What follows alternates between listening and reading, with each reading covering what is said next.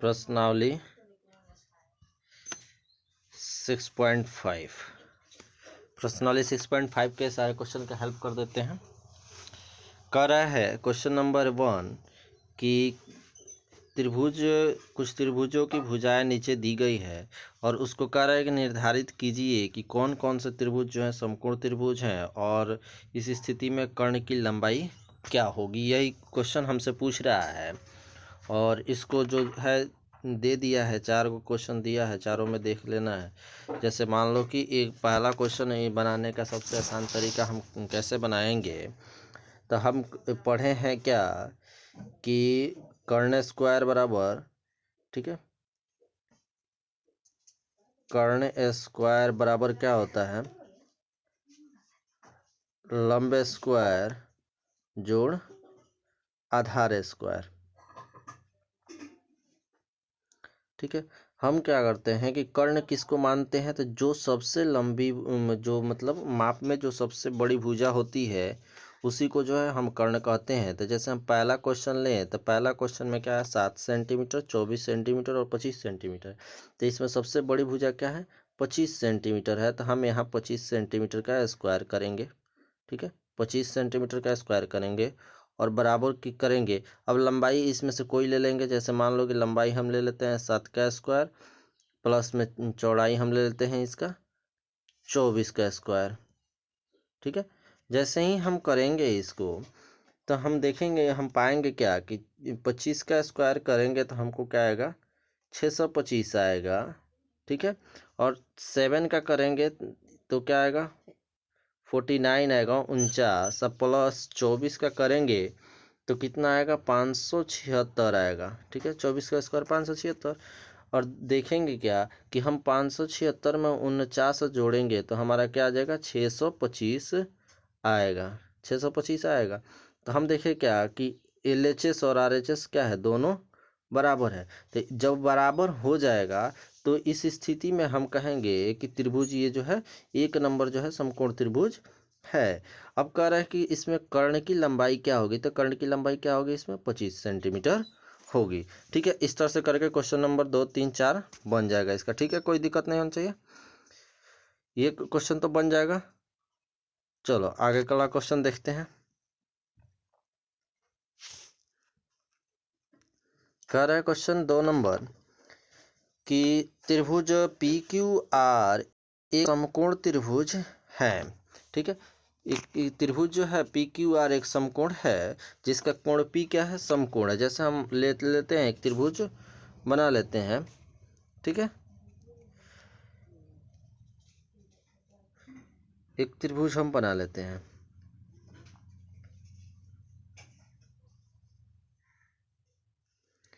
कह रहा है कि P समकोण है, तो चलो ये समकोण हो गया तो हम इसको क्या करते हैं कि यहीं पे P मान लेते हैं। और उसके बाद कह रहा है कि तो P ये हो जाएगा Q और ये हो जाएगा R। ठीक है, कोई दिक्कत नहीं होना चाहिए। अब कह रहा है कि QR पर बिंदु M, ठीक है, QR पर यानी इस वाले पर बिंदु M इस प्रकार स्थित है कि PM लंब QR है। मतलब इस पर से एक मतलब जो है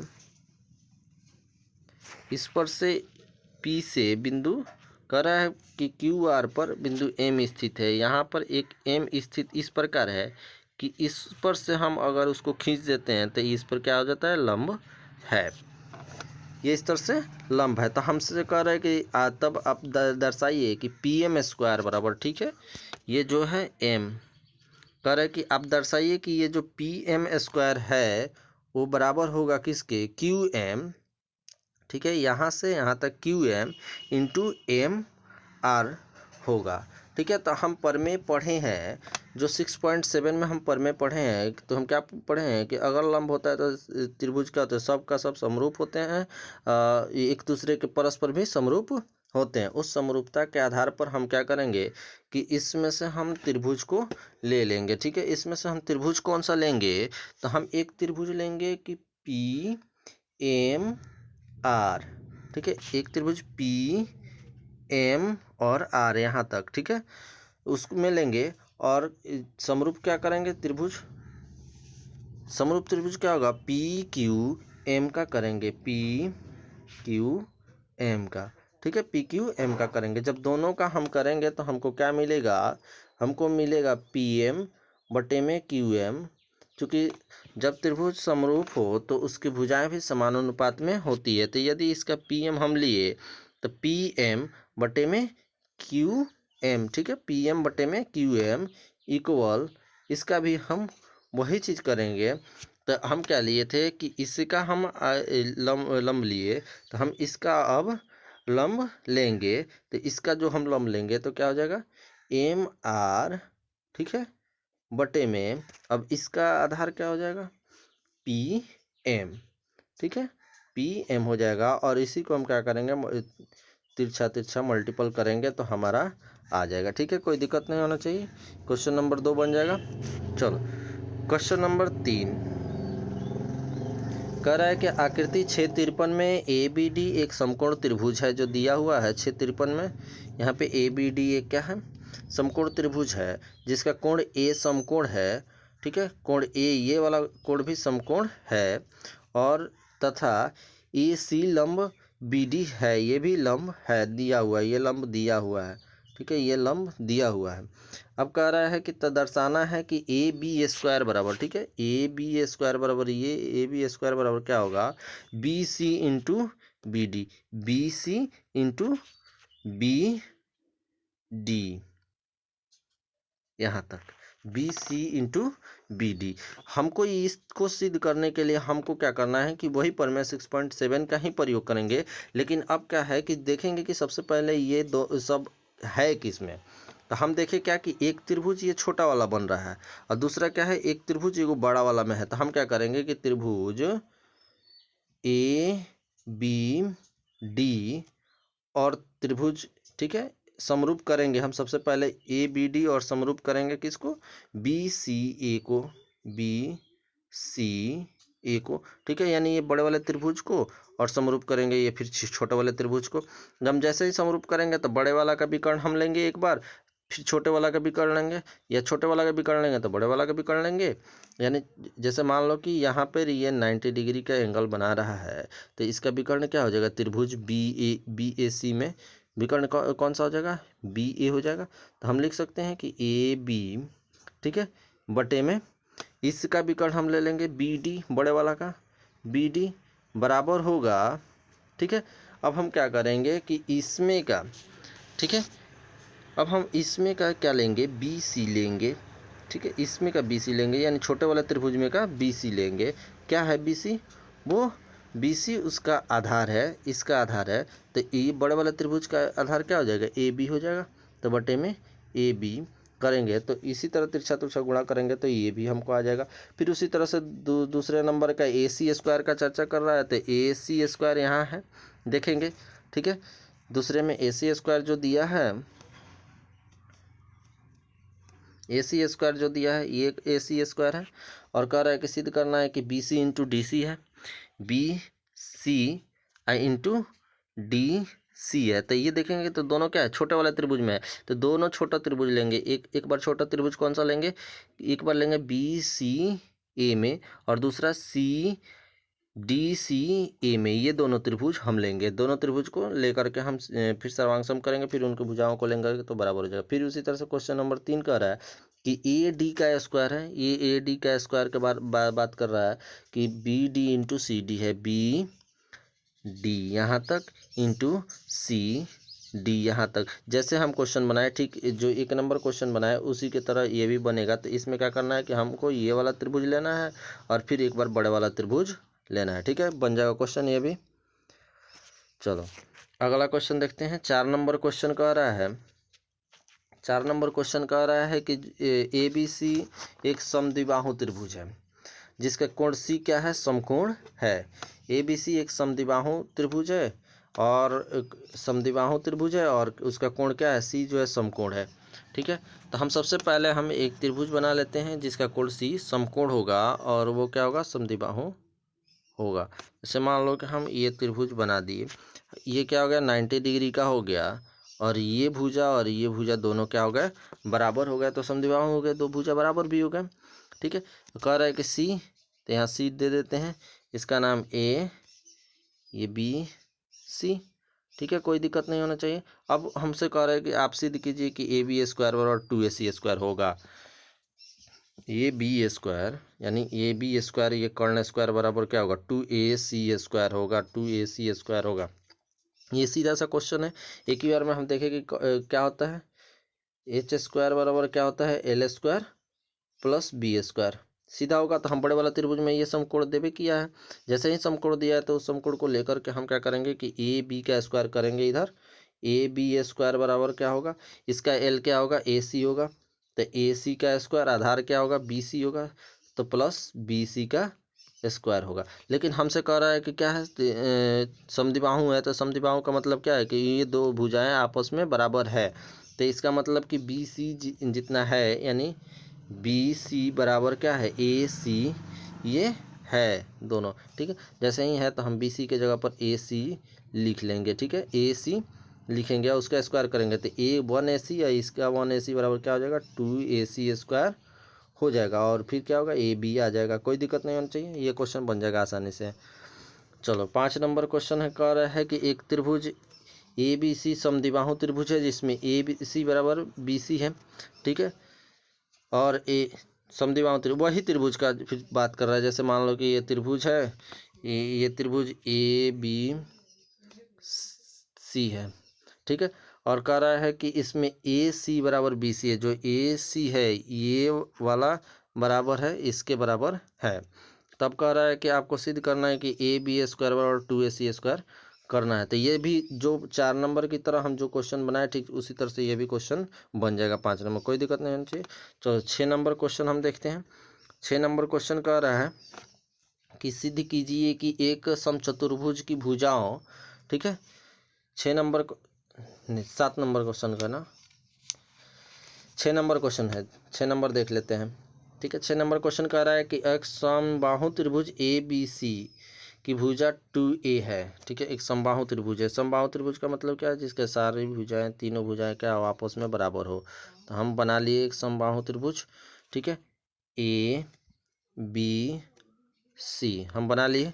ठीक है, अब कोई दिक्कत नहीं होनी चाहिए। अब कह रहा है कि इसमें शीर्ष लंब की लंबाई ज्ञात कीजिए। यानी इसमें जो शीर्ष लंब डाला गया है, यानी जो यहाँ से शीर्ष लंब डाला गया है इस पर से इस पर, इसी का कह रहा है कि लंबाई क्या होगा। तो यहाँ मान लो कि हम डी मान लेते हैं, और भुजा हमको दे दिया कि क्या है, 2a के बराबर है। ये 2a है, ये भी 2a है, और यहाँ से यहाँ तक लेकर के ये भी 2a है।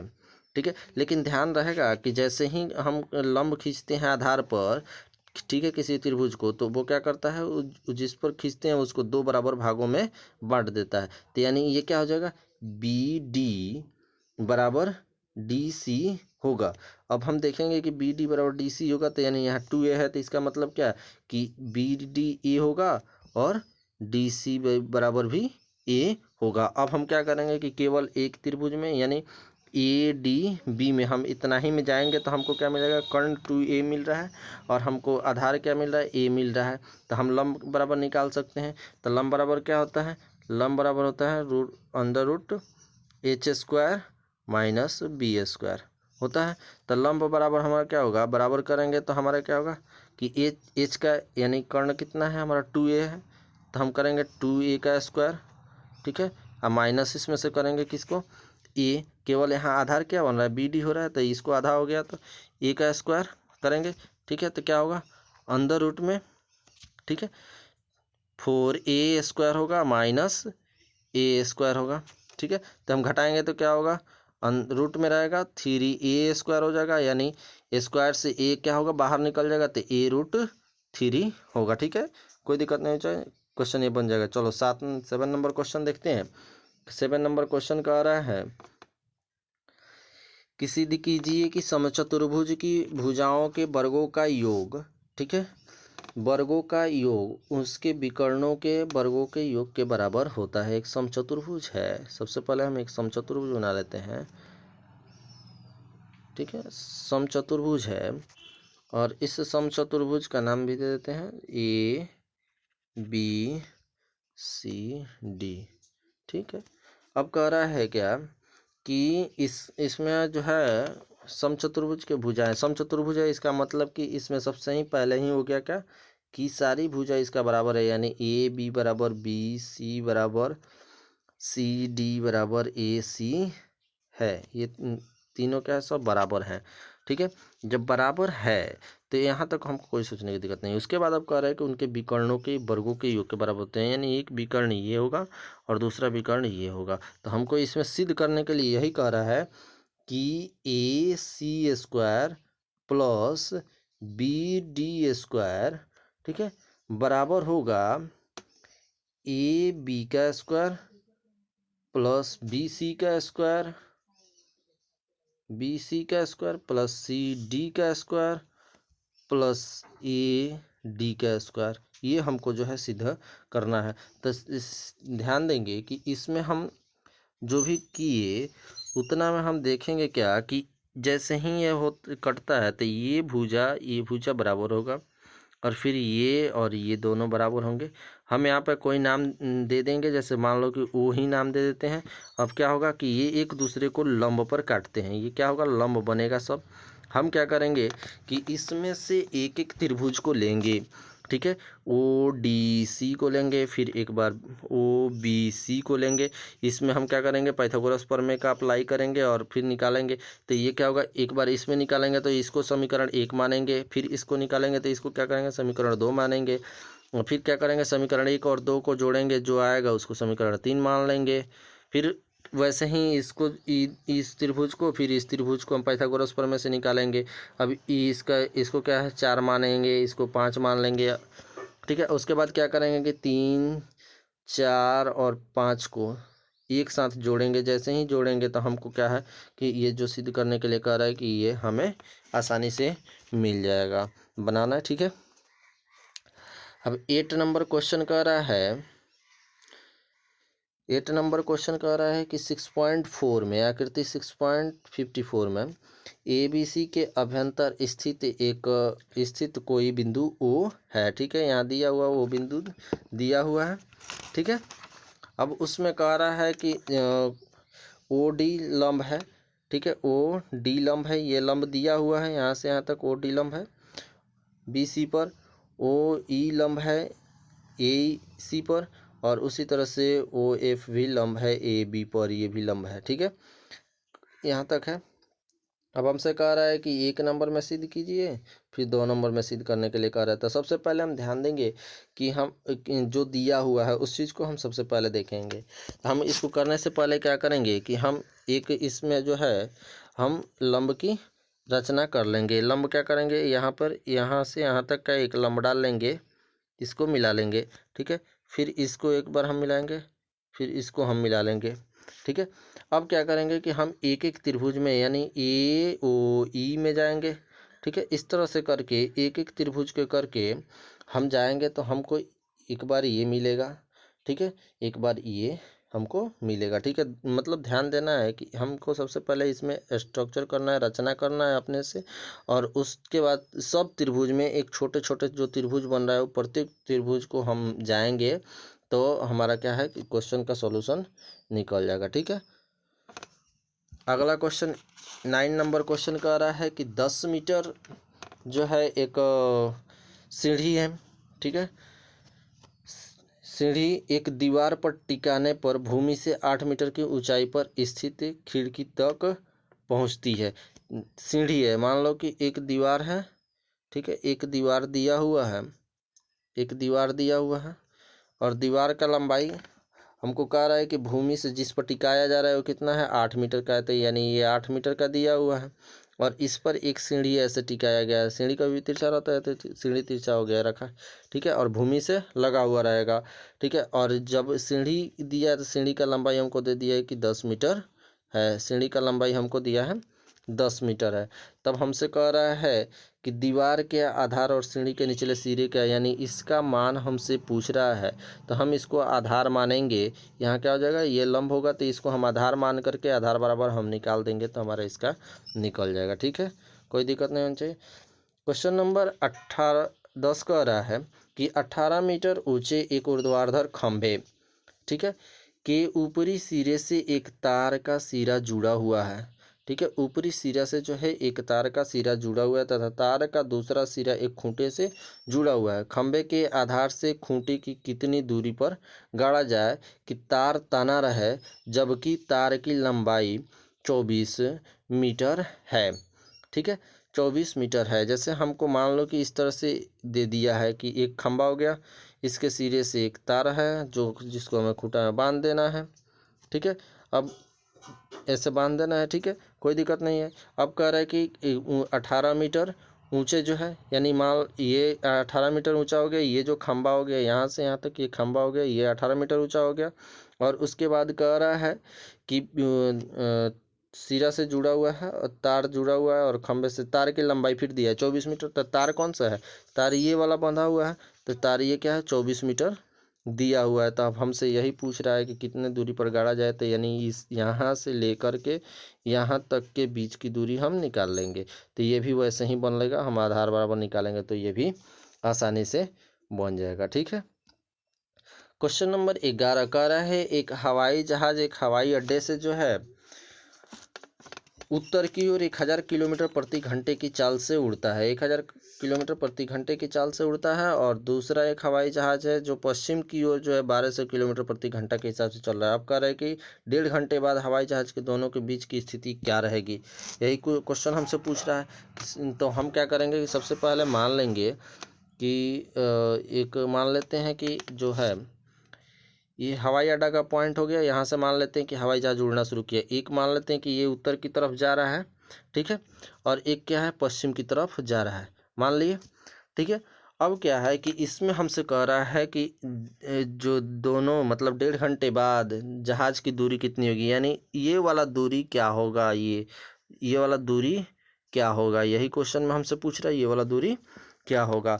लेकिन ध्यान देंगे कि कह रहा है कि 1 घंटा में 1000 किलोमीटर जा रहा है, तो हमें 1.5 घंटा का निकालना होगा कि तो 1.5 घंटा में ये कितना किलोमीटर जाएगा। तो 1.5 घंटा में ये कितना जाएगा, तो चूंकि बना लेंगे हिसाब, चूंकि 1 घंटे में क्या है 1000 किलोमीटर, इसीलिए क्या होगा, इसीलिए एक पूरा 1/2 यानी 3/2 होगा, कितना जाएगा? 1500 किलोमीटर जाएगा। यानी एक मान लेते हैं ये 1500 किलोमीटर होगा।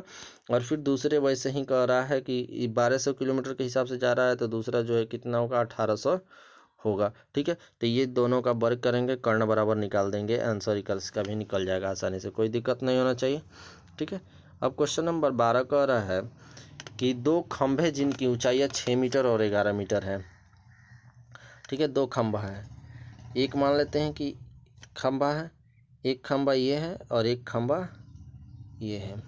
ठीक है, अब कह रहा है क्या है कि इसको ये जो है 6 मीटर है और ये 11 मीटर है, मान लिए। अब कह रहा है कि ये समतल भूमि पर खड़े हैं, जो जहाँ खड़े हैं ये क्या है? समतल भूमि पर ये खड़े हैं, जहाँ भी है समतल भूमि पर है। अब कह रहा है कि इनके पाद बिंदुओं के बीच की दूरी 12 मीटर है। ठीक है, यानी इनके बीच की जो दूरी है, यानी ऊपर वाला ये दूरी जो है 12 मीटर की है, 12 मीटर की दूरी है। अब कह रहा है तो इनके ऊपरी सिरों के बीच की दूरी ज्ञात कीजिए, यानी इसका सिरा और इसका सिरा के बीच की दूरी, ये हमको दूरी ज्ञात करना है, ये वाला दूरी जो है हमसे पूछ रहा है। ठीक है, तो हम क्या करेंगे कि हमें देख रहे हैं कि ये 6 मीटर है, तो यहाँ से यहाँ तक ये भी 6 मीटर होगा। हम 11 में से 6 घटाएंगे तो हमारा कितना आ जाएगा? 5 आएगा। और 5 क्या होगा कि ये 5 यहाँ से, यानी यहाँ से ऊपर की तरफ ध्यान देंगे कि यहाँ से ऊपर इतना ही हमसे क्वेश्चन में कह रहा है कि ये दूरी हमको पता है, ये और ये भी दूरी हम हमको पता हो गया, तो हमको यही निकालना है, यही हमसे पूछ रहा है। इसको कर्ण बराबर हम करके निकाल लेंगे, कोई दिक्कत नहीं होना चाहिए, ये भी बन जाएगा क्वेश्चन। ठीक है, चलो अगला क्वेश्चन देखते हैं। 13 नंबर क्वेश्चन कह रहा है कि एक त्रिभुज ABC जिसका कोण C जो है समकोण है। ठीक है, कोण जो है C जो है समकोण है और भुजाओं CA और CB पर क्रमशः D और E बिंदु स्थित हैं, तो सिद्ध कीजिए। अच्छा चलो एक त्रिभुज पहले बनाते हैं। एक त्रिभुज दिया हुआ है, समकोण त्रिभुज दिया हुआ है, जिसका कह रहा है कोण C जो है समकोण है, तो A B और C, मान लिए C ये क्या हो गया? समकोण हो गया। ठीक है, अब कह रहा है कि DCA पर यानी सी ए पर एक बिंदु डी यहाँ स्थित है, यहाँ पे एक बिंदु डी स्थित है, और इस पर जो है यहाँ से इस पर एक बिंदु स्थित है, ई बिंदु स्थित है। ठीक है, अब हमसे कह रहा है कि आप सिद्ध कीजिए कि ए ई स्क्वायर, यानी ए ई स्क्वायर यहाँ से यहाँ तक का बात कर रहा है। आप कह रहा है कि आप सिद्ध कीजिए कि ए ई स्क्वायर, ये A E square plus B D square, ठीक है, बी डी स्क्वायर, यानी यहाँ से यहाँ तक बी डी स्क्वायर बराबर, ठीक है, A square plus B D square बराबर कह रहा है कि ए बी स्क्वायर, ठीक है, ए, अब कह रहा है कि ये A B square plus D E square, ये जो है हमें सिद्ध करना है। ठीक है, तो अब हम क्या करेंगे कि हमें देखना है कि हम इसमें से कैसे बनाएंगे। तो सबसे पहले हम इसमें ध्यान देंगे कि हम सबसे पहले त्रिभुज ए बी सी में चलेंगे। ठीक है, बड़े बड़े बड़े वाला में चलेंगे ए बी सी में। हम एक बार त्रिभुज ए बी सी में चलेंगे, पाइथागोरस प्रमेय का अप्लाई करेंगे, कर्ण स्क्वायर बराबर लिखेंगे इसका, उसको जो है समीकरण हम एक मानेंगे। ठीक है, दूसरे में हम क्या करेंगे कि सी डी ई में चलेंगे। ठीक है, सी डी ई में चलेंगे। ठीक है, इसमें भी हम वही कर्ण बराबर निकालेंगे, उसको हम समीकरण 2 मानेंगे। ठीक है, फिर हम ए सी ई में चलेंगे। ठीक है, ए, यहाँ से ए, ठीक है, ए सी ई में चलेंगे, इसमें भी हम कर्ण बराबर निकालेंगे, ए सी ई में हम जाएंगे, उसमें भी कर्ण बराबर निकालेंगे, उसको समीकरण जो है हम 3 मानेंगे। ठीक है, उसके बाद हम अब क्या करेंगे कि हम फिर ए सी बी डी जो बच गया है, अब बच गया है, क्या बच गया है, सी बी डी ए बच गया है, सी बी डी ए बच गया है। तो अगला हम क्या करेंगे, सी बी डी में चलेंगे, उसको हम क्या करेंगे, समीकरण 4 मान लेंगे। और समीकरण, ठीक है, हम क्या करेंगे, समीकरण 1 और 2 को जोड़ेंगे, समीकरण 1 और 2 को जोड़ेंगे, और जोड़ने के पर हम क्या करेंगे कि इसका मान का हम सहारा लेंगे, इन दोनों को सहारा लेकर के हम जोड़ेंगे, तो हमारा जो है ये जो दिया हुआ है सिद्ध करने के लिए ये आ जाएगा। ठीक है, कोई दिक्कत नहीं होना चाहिए। चलो अगला क्वेश्चन देख लेते हैं। क्वेश्चन नंबर 14 कह रहा है, क्वेश्चन नंबर 14 कि किसी त्रिभुज ए बी सी के शीर्ष ए, ठीक है, चलो फिगर दिया हुआ है इसका, कह रहा है 6.55 में है। ठीक है, 6.55 में है, कह रहा है कि शीर्ष पर है, तो लंब डाला गया है, तो लंब बी सी को बिंदु डी पर इस प्रकार प्रतिच्छेद करता है कि डी बी बराबर 3CD है। डी बी बराबर क्या है, 3CD है, यानी ये जो मान है इसका यहाँ से सी डी का यहाँ से यहाँ तक का, ये यहाँ से यहाँ तक ये 3 गुना है, यानी अर्थात ये 1 रहा होगा तो ये 3 रहा होगा, ये चीज़ कह रहा है।